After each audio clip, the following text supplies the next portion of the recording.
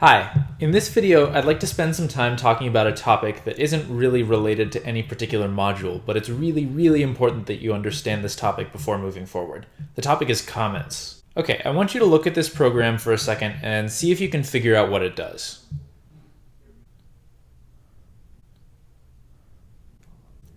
Looking at the variable names, you can probably guess that the program does something geometry related. And after staring long enough, and maybe ducking into a math textbook, you might come to realize that this program computes the area of a trapezoid. Now, if you looked at this program and your reaction was, what? Don't worry, the point of this exercise was to show you that reading code is hard. And it might be easier to determine what this program does if we're also given a file that describes the program in plain English. But this still isn't great since we have to constantly switch back and forth between the English and the code. Imagine doing this for a more complicated program. It would quickly become infeasible. What would be great is if there were a way to intersperse English and code. Well, there is, and it's called... Yay! Comments. A comment is text in a program that is ignored by the Python interpreter. Let's take the description from the last example and inject it into the program itself using comments. When we do that, it looks like this. There are a couple of types of comments here, the red one and the green ones, and I'll explain what they are in a second.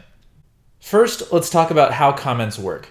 In some of the videos for this course, you saw a magic little red arrow that executed your program one line at a time. The magic red arrow represents something I've mentioned a few times called the Python interpreter.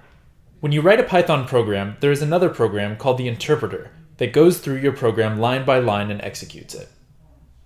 Turns out the interpreter is pretty smart and can skip over anything that looks like a comment. So how does it know what to skip?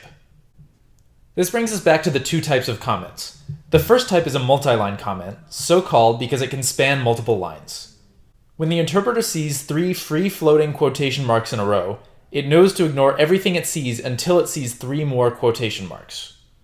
You often see a multi-line comment at the beginning of a program to describe what the program does and who wrote it.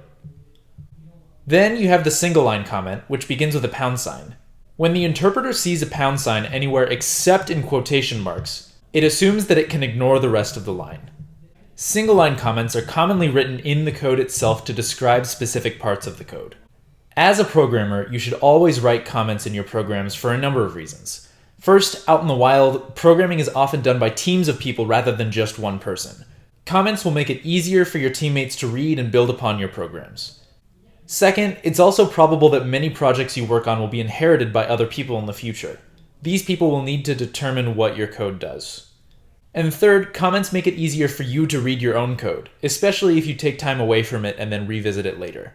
The goal of comments is readability, so just having comments isn't enough. You need to make sure that your comments do, in fact, contribute to the overall readability of your program, and you don't have too many comments, which might clutter your program and make it less readable.